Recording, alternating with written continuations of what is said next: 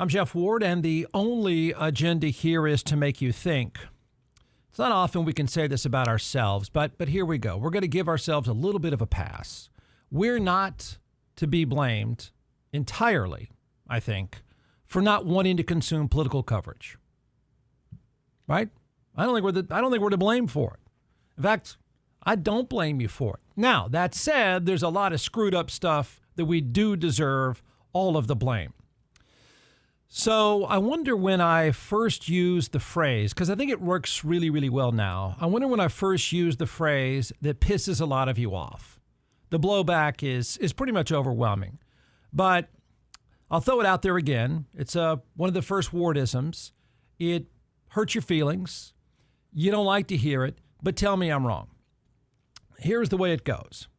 We don't vote in favor of something. We vote against someone. I learned that doing this job. I could hear it. Somehow one day it just crystallized to me that nothing about our own policies, our own thoughts, our own feelings really mattered. We don't vote in favor of something. We vote against, overwhelmingly vote against someone. Okay? So I'm pretty sure that is more true than ever before. I'll also repeat another Wardism that I think works here. Hating is easy. Thinking is hard. If you mesh the two together, right? Hating is easy. Thinking is hard. Along with we don't vote in favor of something, we vote against someone. I think they work pretty well these days. But I don't know that we can blame ourselves for not wanting to consume political news. Our office holders, our candidates, our politicians, our professional politicians that we put back in those spots over and over and over again. They're just a reflection of us. It's a mirror. Sadly, it's a mirror. What we have now in politics is a direct result of us. And I've said all along, Donald Trump, this is even giving him a little bit of a pass. I don't think Trump created the current political environment of hate them, hate them, hate them. I don't think it's all him. He's just pouring gas on it. And he's really good at pouring gas on it because, and by the way, the other side does the same thing. Both sides do the same thing. It's hate them, hate them, hate them. Not them, not them, not them. That's not just Trump. The thing with Trump is it really works. He was hijacked by hate them, because he's a prisoner of the audience. So he'll do whatever the audience wants him to do. And if the audience wants him to flip off the other side, that is precisely what Donald Trump will do. And if you're thinking of dramatic analogies, I think this one works for both sides again. And that is, it's just two parties getting gas can after gas can after gas can and just pouring it on the fire to make it bigger. That's it. All the majority of voters, my opinion, all the majority of voters really want is for their candidate to flip off the other side. That's really all we're looking for now. I didn't say all, but the vast majority of voters, what you really want now in a candidate is you just want them to be angry enough to flip off the other side. That's where we are. That's all that is demanded of a politician present day. Flip off the other side. Now, whose fault is that? Now, the coverage part, though. This is where I think it's sketchy, but I think we could deserve a little bit of a pass. For all of our lack of substance, which is true, politics lacks any substance whatsoever nowadays because they don't need to. Remember, the only job is just to flip off the other side. So I'm not sure I blame us entirely for this latest study. We have created the political environment we live in today. Fair. It's a political world of F them. Fair also. But I don't see a problem with this study saying, you know what, we're apathetic and we need to tune out. I think it's actually a healthy reaction. Half of Americans, it's reported now, half of Americans say they are following political news extremely or very closely. 6 in 10 say you limit how much political information you consume and you try to avoid feeling overloaded or fatigued when it comes to political information.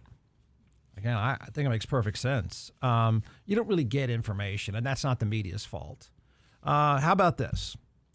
A poll recently found that half of Americans feel the need to limit their consumption of information related to crime or overseas conflicts, while only 4 in 10 are limiting news about the economy and jobs. 6 in 10 men, do this whatever you want, say they follow news about election and politics at least very closely, compared to half of women. For all types of news, not just politics, women are more likely than men to report the need to limit their media consumption. Blah, blah, blah. Okay, so roughly half of us, maybe even a little bit more than that, say, look, I got to cut myself off.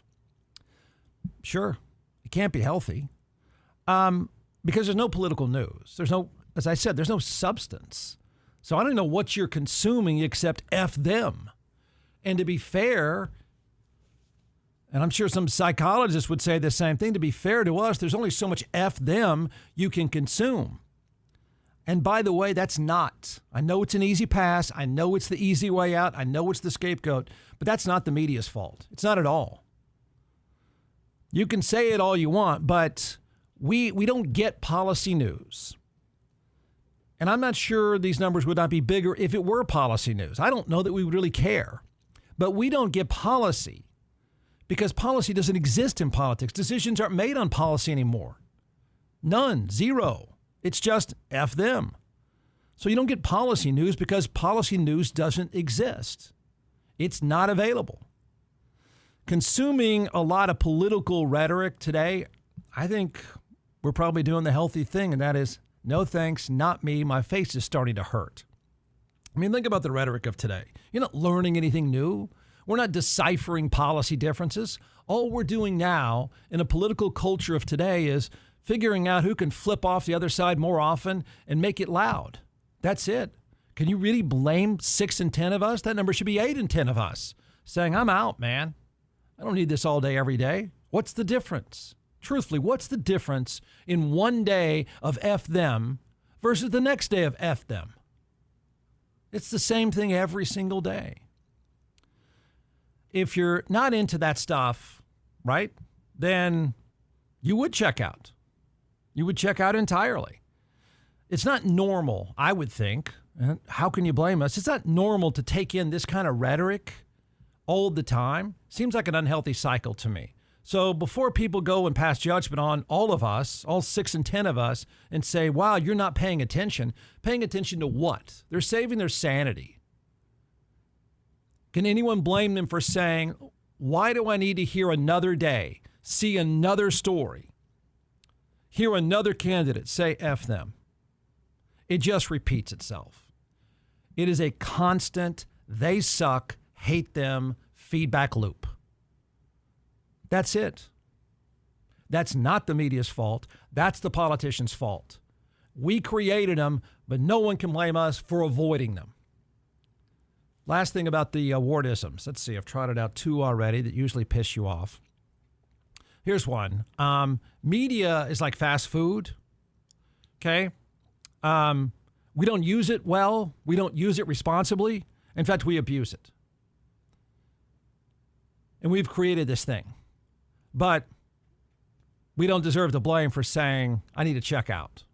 I need to check out because we're not missing anything. One day of FU is probably enough for the average American for a week.